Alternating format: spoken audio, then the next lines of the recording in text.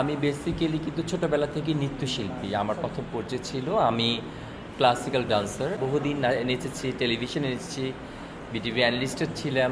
Architect interior ডিজাইনিংয়ের উপর লেখাপড়া শেষ করে এখনও কাজ করছি দেশে বিদেশে সব জায়গায়।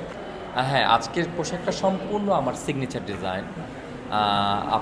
আমার পোশাকের আমার হ্যান্ড মেক ডিজাইনটাও দেখবেন ডিফারেন্ট এবং স্টোনের পাথর করা পুরো ডিজাইনটা, এবং এটার পিছনটাও আরও সুন্দর বেশি।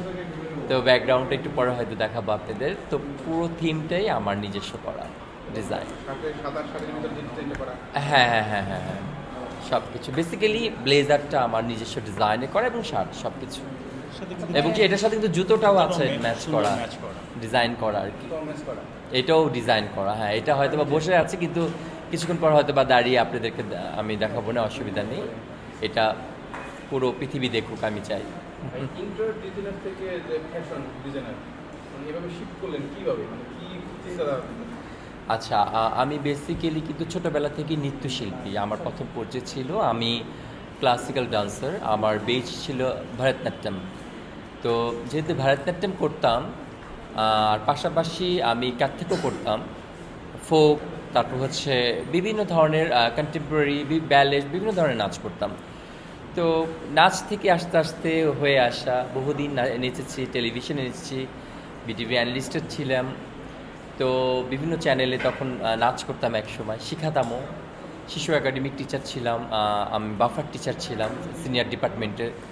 তো অনেকগুলো অ্যাক্টিভিটিস আমার সাথে ছিল, যেরকম আমি স্পেশাল চাইল্ড, যেটাকে বলা হয় অটিজম বাচ্চা যারা, বা ডাউনস যে চাইল্ডগুলো আছে, আমি কিন্তু ওদেরকে নিয়েও কাজ করেছি বহু বছর। তারপর হচ্ছে আপনার পথ শিশুদের নিয়েও কিন্তু আমি বহু বছর কাজ করেছি, যারা রাস্তায় ঘুমায়, হ্যাঁ, যাদের বাবা মা নেই। তো ওই ধরনের শিশুদেরকে নিয়েও এনে এনে আমরা কালচারাল অ্যাক্টিভিটিস, তাদের হচ্ছে পোশাক আশাক, এরকম একটা এনজিও সংস্থা ছিল, সেখানে ওইটার সাথে আমি কানেক্টেড ছিলাম, এবং তারা সুন্দর মতো তাদেরকে সহযোগিতা করেছে, এবং আমি টিচিং দিয়েছি, সেটাও বিনামূল্যে। মানে আমি যে ক্লাসগুলো নিতাম সেটারও কোনো টাকা নিতাম না, ওই ওদের জন্য আমি এটা করেছি।